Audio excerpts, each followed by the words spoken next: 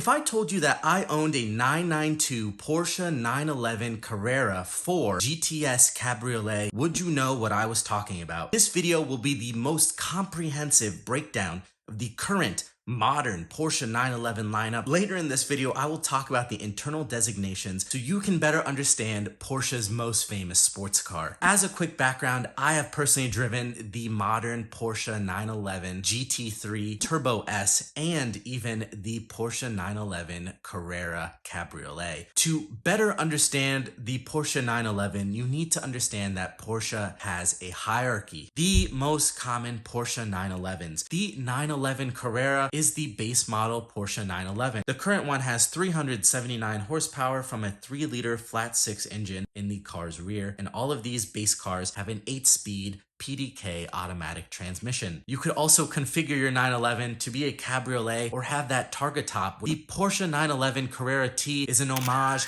to the iconic. This car has a manual transmission and is loaded up with sport performance options, all while keeping the same engine as the base 911. Next, we have the Porsche 911 Carrera S. Is tuned to 443 horsepower, up from the 379 horsepower of the base model. It has track-ready brakes, a track-ready suspension included on the vehicle as standard. The S variant also gives you the choice of choosing between an automatic gearbox or the 7-speed manual transmission. For people who are buying a two-door sports car, many like to spend the extra money and get their choice of a gearbox and the extra added performance. You could also option out your Carrera S to have a convertible or all-wheel drive. The next level of the Porsche 911 GTS variants. This model is even faster, guys, at 473 horsepower. It has all of the sporty add-ons automatically included. It provides a bit firmer of a driving experience, more noise, more of a racing and sporty feel to the base 911. And you could also, once again, option it out to be a manual or automatic transmission. Car and Driver said that they got this car from 0 to 60 in 2.8 seconds. It is the fastest 911 that you're gonna get,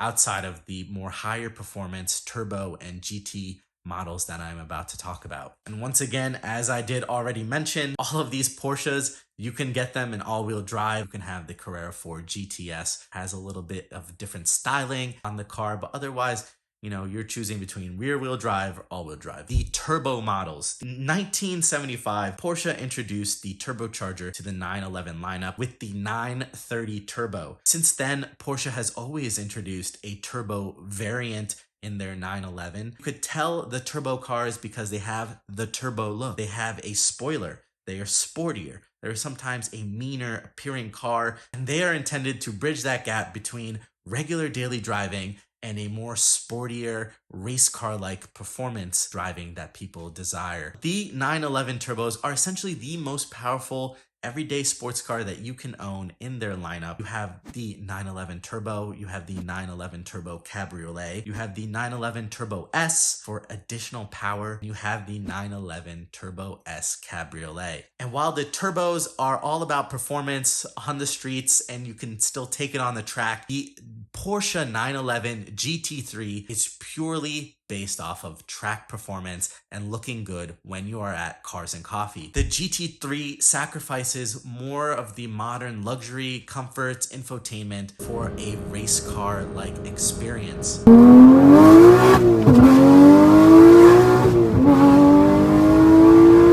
The 911 GT3 has race seats, an enormous spoiler, massive air intakes, performance track tires, reduced weight, and all of the sporty add-ons needed to be a track weapon. The base GT3 has a 502 horsepower naturally aspirated engine which redlines at 9,000 RPM and can reach 197 miles an hour. And guys, when I took the GT3 onto the track, I did not get anywhere near 197 miles per hour. I was too afraid. I'm not even gonna lie. For those of you who do not want the race car focus, you can get the GT3 Touring package, which does add a little bit more comfort, and you still keep that naturally aspirated motor versus the turbocharged motor. For those of you with larger pockets, you can get the GT3 RS. It is a wider body, it has 3 times more downforce than the regular standard GT3 thanks to aero components. It also has an even larger spoiler, because if you didn't think the GT3 spoiler was large,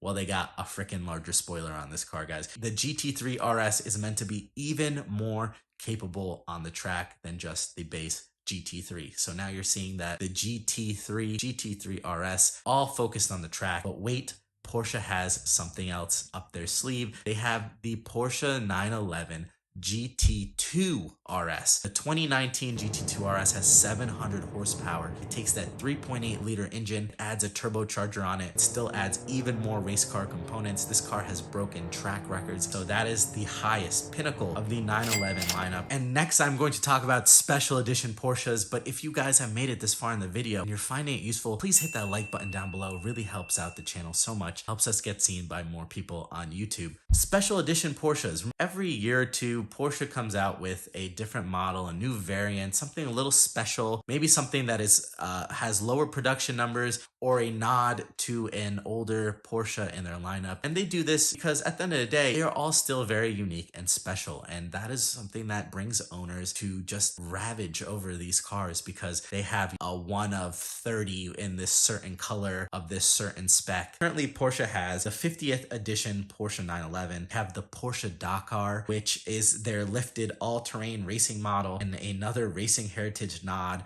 that consumers can buy. This one is very popular, very special. And also, they have the all-new Porsche 911 S/T with 570 horsepower. I don't know too much about it. I'm not an expert on the S/T. It just came out. The Black Edition, this edition, that edition. They come out for a couple years. People could go buy them, and then they're special. That's special edition Porsches. There's so many of them. Quick overview. Let us check your understanding so far from this video. If I told you that I have a Targa 4 GTS, you know that is the Targa top car, with the 4 designating that it is all-wheel drive, and the GTS meaning that it is one of the sportier base Carreras, or it has more horsepower and more race-like, track-like features than a base 911. So Carrera 4 GTS. If I told you that I have a Turbo S Cabriolet, once again, you know that it is a turbo. You know, I'm going for a higher spec Porsche 911. It is the S. It is even faster than the base turbo, and it is the Cabriolet, which means that it is the convertible version, because you want to look good and you want to go fast. For the last part of this video, I'm going to talk about Porsche's internal designations. This gets asked all the time. So when